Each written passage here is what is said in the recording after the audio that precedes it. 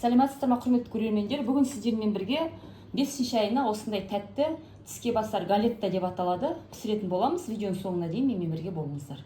Біз видеомызды бастаймыз. Бізге осындай 150 грамм ірімшігіміз қажет. Көбірек жасаймын десеңіздер, көбірек алуға болады.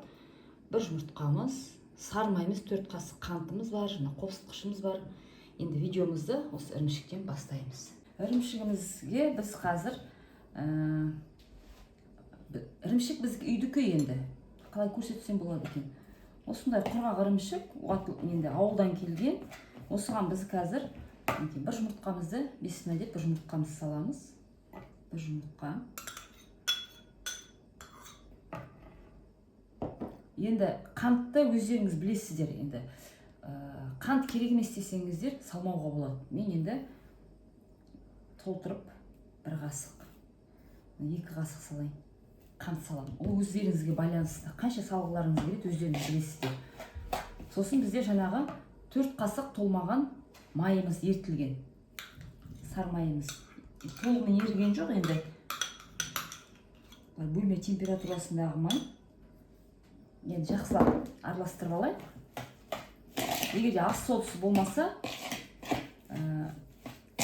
қопсытқыш болмаса, ас соусымен де жасай беруге болады, құрметті көрермендер. Сосын енді ірімшікті біздің сүттен болғаннан кейін ол дәмін алады. Егер соның дәмі шығады, иісі бар десеңіздер, кішкентай ғана бір тамшы уксустамыз жүруге болады. Енді бізде қопсытқышымыз шай қасықпен 1 қасық қопсытқыш саламыз.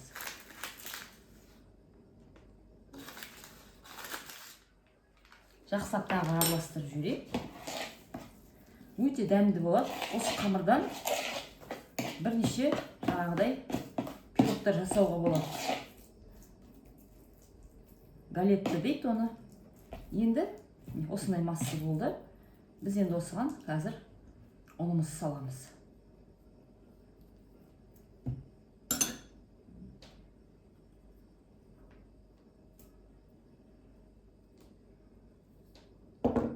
Бесіне деп бізде мына жерде жобамен бір 200 граммдай ұнымыз бар. Қамыр өте қатты болмау керек. Өте жұмсақ та болмау керек. Сосын көп қатты араластыруға да болмайды қамырды. Біз қазір қамыр жасап болайын енді міне. Әдемі керемет болып жатыр. Сосын ары қарай көресіздер болғасын. Осындай әп-әдемі қамырымыз пайда болды. Енді қамырымызды біз мына жерде жинап, бәрін жуып тастағанша қамырымызды біз қазір холодильникке қоя тұрамыз. Енді біз персиктерімізді жуып шайып алдық, тазалап сүртіп, құрғатып, енді ортасынан қаққа бөлеміз де, осыны қазір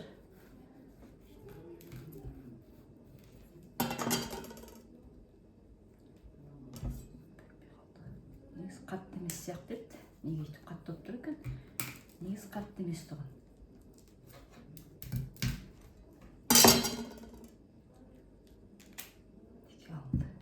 Қабығын ашып тастауға да болады, ашмауға да болады. Енді өзіміздің қалауымыз бойынша, енді уақтау турайым десеңіздер өздеріңіз білесіздер, енді сәнді болсын, әдемі көрінсін деп, біз осылай жұқалап, осылай турап шығамыз. Енді ол көп аз болу өздеріңізге байланысты. Мен 4 осындай персик деп алдым, мен персик шығар деттім енді. Сыртынан түгі да бар екен, осындайлар бар екен енді. Осылай жіп-жіңішке қылып, жұп-жұқа қылып тұрып аламыз. Духовкамызды, пешімізді қосып қойдық. Енді қамырымыз, бесіне деп қамырымызды қойып, ақырындап жайып аламыз. Болады үстіне бір жаңағыдай пергамент қағазын қойып та жаюға болады негізі. Осылай жая берем. Кішкене өзінше бір қатыпты, азмасы шарасы дегенше. Әйелдің шарасы бітпейді ғой. Бір нәрсені істейм десең, екінші нәрсе дайын тұрады. Бірақ соны еркектер кейде түсінбейді ғой. Не істеп жүрсің 5 сағат деп айтады. Біз бір жұмыс істеген кезде барып 5-6 жұмыс істеп тастаймыз арасында. Бітпейтін. Осылай өте жұқа қылмаңыздар, өте қалың қылмаңыздар. Мен енді бұны өлшемеймін, енді сантиметр бірдеңе дегенде айтады, 4 сантиметр бірдеңе сантиметр деп. Мен оны өлшеп жатқан жоқпын. Жобалап көз жобамен осылай жасаймын. Болып қалды. Жан жақтары осындай әртүрлі болып жатса, қисық ештеңе де болмайды. Бастысы дәмді болса болды. Егер де кішкене майлы болсын, әдемі болады қамыры десеңіздер, майын да 100 грамм қылып, үлкен қасықпен 3-4 қасық салуға да болады. Енді табиғи ірімшік ауылдікі, ауылға барып келдік, жұмыртқамыз ауылдікі, айран да ішіп жатырмыз, май да жеп жатырмыз. Ауыл деген шіркін жақсы. Енді сіздермен бөлісейін деп, ауылда жасай алмадым. Штативті ұмытып кетіп, бізде енді картоп крахмалы. Картоп крахмалынан азғантай осылай себеміз. Қорқпаңыздар, зиян екен деп, картопты да бар крахмал осы. Бұл пищевой крахмалдар жейтін кәдімгідей тамақтарға, жасалатын тағамдарға көбіне қосылады, ресторандарда, бүкіл жерде. Осыған біз қазір не үшін деңіздер? Бұл жаңағы біздің осылай салатын жемістеріміздің суы ағып кетпеске.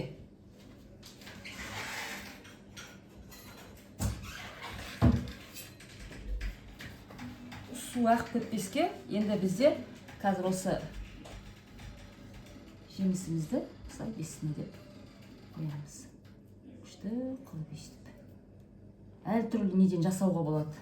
Мысалы, құлпынайдан жасауға болады, алмадан да жасауға болады. Үйде қандай не бар, фрукты бар, содан жасай беруге болады. Біз енді алмадан көп жасаймыз ғой, үйде көбіне алма көп аламыз да, кішкене қол жетімді деп, содан ол көбіне қалып қойып жатады. Сондықтан алмадан көп жасаймыз. Бүгін енді бір абрикостан жасап көрейік деп жатырмыз. Сіздермен бірге бөлісейін деп жатырмын. Алмадан мен көп жасаймын. Алмадан өте дәмді керемет шығады. Осылай жуалап, көз жуамен осылай қоясыздар. Енді қатып қалған ештеңе де жоқ. Бір жағы қисық болып жатса, бір жағы бүртік болып жатса, ештеңе де етпейді. Осылай орталары бос болып қалып жатса, сүйегі де әрең алдым өзінің. Осылай араларында үстіп салып жүруге болады. Жаман болмайды. Шайға салқындатып жесеңіздер де күшті, жылдай жесеңіздер де күшті болады. Арасына крахмалдың орнына ірімшікті салуға болады. Болдық. Енді ақындап шет жағын осылай бесіне деп бүреміз. Бұл баяғыдан бері келеткен нәрсе негізі. Біз жасаймыз да осылай түр онша месте видеоға түсірмейміз ғой. Ауылда тұрған кезде осылай қалып қойған алмалардан өйстіп жасап беретін там балаларға. Енді бүгін сіздермен бірге бөлісейін деп жатырмын. Осылай енді шайға әдемі. Түр осындай болып шықты. Біз духовкамыз қызып тұр, 180 градуста. Енді бізге не керек?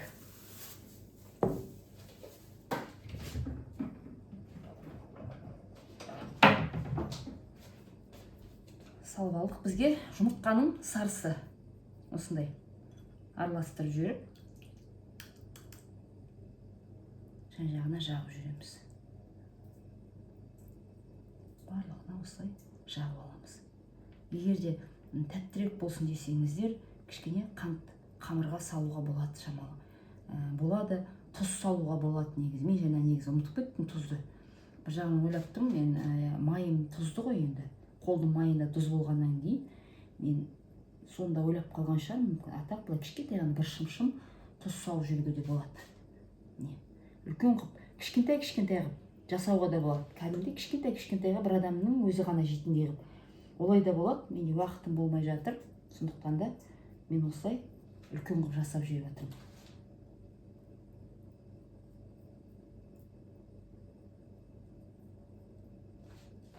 Егер де жұмыртқаның сарысы жоқ, жұмыртқа болмай қалады ғой кейде үйде. Бәрімізде солай ғой. Болмай қалса, егер де солай өзіңдер ештеңе де жақпайды, салып жүре беруге духовкаға бола береді. Осылай әдемілеп жағып алды. Енді қысып тұрған духовкамызға 180 градуста, 25-30 градуста пісіріп аламыз. 180 градуста 25-30 минуттай пісті. Керемет түрін көрсеңіздер, енді қант ұнтағын болса, осылай қант ұнтағын сеуіп жүруге болады. Жан-жақтарына орех болса, қамырына бір орех та салып жүруге болады деп өзім ойлаймын. Сеппесеңіздер де болады, қантты, қамырда қант аз болғандықтан, соны кішкене тәттілеу болсын деп сеуіп жатырмын. Енді мінекей дәм тататын боламыз. Барлықтарыңызға сәлем. Бүгін біздермен бірге маман жасаған осындай керемет пирогынан пирог деймін ба? Дайындайтын боламыз, иә. Иісі күшті отыр кәдімгідей. Ыстық просто. Суғанын күтпей жатыр бір кісі. Жіберейінші деп.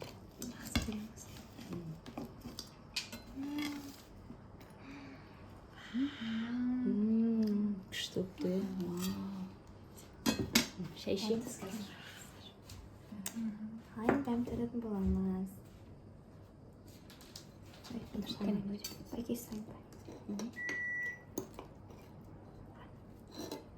Анау қабықтармен етіп едім, негізі қабығын алып тастауға болады. Неше етпейтін жоқ.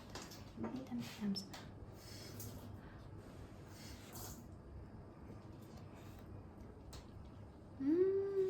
Қант аз болса, бетіне тағы сахарный пудра сеуіп жіберуге болады. Қант көп салмаймын. Күшті. Күшті ма? Шекеме сен бастысы былай қайнағанын жақындап көрсетші бәріне. Керемет. Күшті ма? Өте летний екен. Кәдімгідей, иә. Да? Не айтасың, көрмейді. Дәм өте күшті.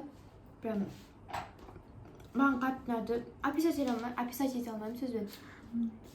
Дәм өте күшті, обязательно жасап көріңіздер. Түрі де әдемі, түрге де қоюға болады. Қараңыздаршы қалай күшті. Қиын емес десең. Иә, жасау. Маған ұнады, сіздерге ұнайды деген ойдамын. Обязательно жасап көріңіздер, дәмі өте күшті. Сау болыңыздар.